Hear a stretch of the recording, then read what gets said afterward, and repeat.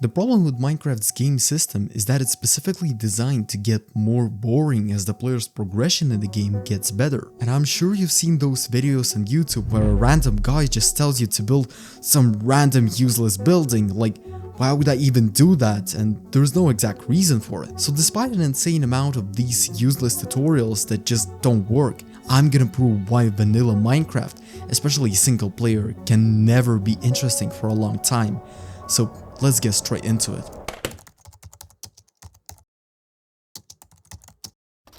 Before we dive into some specific concepts of the game, I want you to understand why do we even become so invested in the game's process. From the first achievement of mining wood to obtaining elytra in an end city, all of the game actions share the same factor, the factor of value. It is a psychological stimulus for every action we take in our daily lives. You scroll because it gives you the sense of relaxation. You eat food because it gives you the energy, and you text random baddies on Snapchat simply because you as a human value the sense of communication. And it works the exact opposite. You don't pick up the rock from the street because it does not pose any value to you.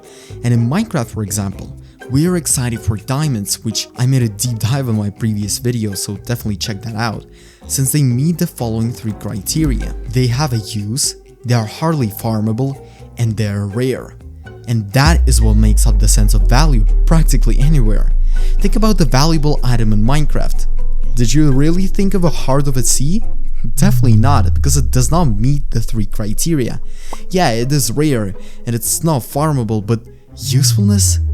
Did you really use it to damage underwater hostile mobs? I think I know the answer. So now we can confidently conclude that for the game to be interesting and valuable, it needs to meet all the three criteria within its gameplay. And to find a problem, I'm gonna go one by one on them. First up is Rarity, and Rarity is deeply rooted in each of the game's concepts. Though you might think that Rarity is about how rare the netherite or how rare it is to find an enchanted golden apple, Minecraft's gameplay is not rare by any way. Just compare Minecraft to real life, where by the time you could have had the fully industrialized world, you would just have the iron ingot in the best possible situation. Now, some of you might be confused, since in thousands of hours you could have bought much more than just iron ingots, and you could have made yourself a house.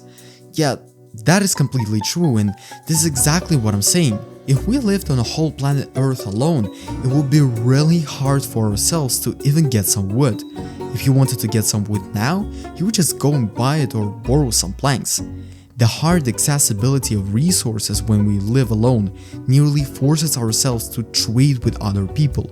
You go to the shop to buy food and watch this video from the phone you've just bought from the electronics market. Meanwhile, in Minecraft, the whole process of getting wood by yourself is just... If we can get all of the necessary items like that, there's no reason for us to ask other players to do the exact same thing, and this is the major problem. On one hand, if Mojang were to make resources hardly accessible like in the real life, players would have no choice but to collaborate.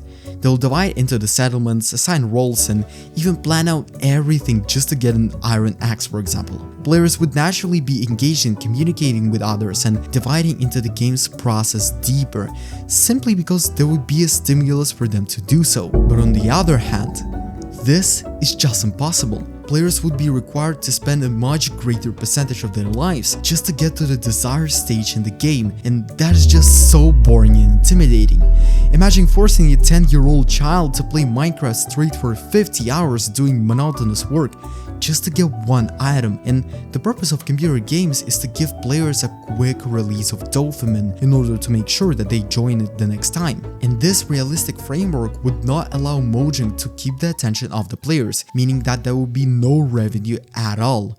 Mojang, among thousands of other game development companies, purposefully make games fast-paced compared to real life, simply because they need to earn the revenue. Now that we know the issue with Minecraft's rarity, let's move on to usefulness and farmability. And I put those factors together simply because I believe that they're so connected to each other that you can't talk about them separately. To understand this, consider thinking about what would be the easiest way to obtain infinite iron in the Minecraft world. The iron farm. If we build a farm and get the source of unlimited iron, we would use the iron ore less frequently.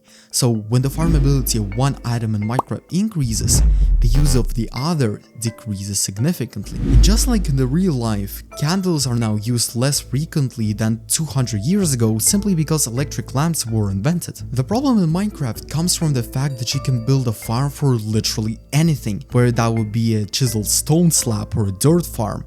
Minecraft's game mechanics allow you to get everything. Now, I'm not gonna say not to build farms or some random common solutions that everyone comes up when talking about it. I want you to realize that in the real life we have the exact same thing. We have factories for literally anything you can imagine everywhere in the world. They make resources accessible for us, making them easy to buy and forcing people to trade. But this actually works the exact opposite in Minecraft. As we've discussed previously, Minecraft allows you to get all of the necessary resources fast and easy compared to the real life. You can build an iron golem farm in 1 or 2 hours, but you cannot dig a whole chain of mines underground somewhere in Asia in the same amount of time. Farms give players easy access to all of the available resources while seamlessly taking away the usefulness of others. And the problem with farms is that we cannot simply ban or get rid of them. They're just a huge combination of game's blocks and mechanics that allow us to execute time-costly actions in literally seconds. So once the player builds enough farms and eliminates the usefulness of more than half of the game items, he or she enters what's called the need breaking point. In economics, there are 2 types of goods: needs and wants. Needs are those goods that are required for us to live, like water, shelter, and food.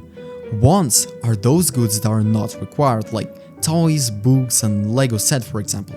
In Minecraft context, needs would be items that are needed to take the advantage of other players, like full netherite armor, villager trading halls, and so on. Meanwhile, wants would be something like map art. It does not give you any advantage, but can certainly be a thing you might consider spending your time on. So when you go through the need breaking point, you acquire practically anything needed to take the advantage, and farms is what specifically helps you to achieve it much faster. And this is an issue, since the whole gameplay will only be based on your wants. Yeah, you might want to build a windmill once or twice, but will you still want to build a statue with a waterfall? Probably not. The problem with videos on how to make Minecraft less boring is that they offer you only want-based actions, since all the needs have been quickly satisfied by the farms. And I can guarantee you that you would not be interested in your wants for a long time. Just imagine creating business for it just to be a business. Not earning money, but just be there. It is impossible to make Minecraft worlds be truly interesting for a long amount of time. Even if you play without farms, at some point you will get to the need breaking point and would not be motivated by your gains simply because there will be none of them. Minecraft's mechanics restrict their prolonged gameplay just for you to start everything again and get another rush of dopamine. I hope that this will be enough for you to understand why Minecraft and practically any game can be interesting for so long. And if you still disagree with that, please leave a comment below explaining why, and I will read all of them. Anyways, if you want to support me, get announcements, or just chat with me and other people, then definitely join my Discord server in the description, like this video, and subscribe for more content like this.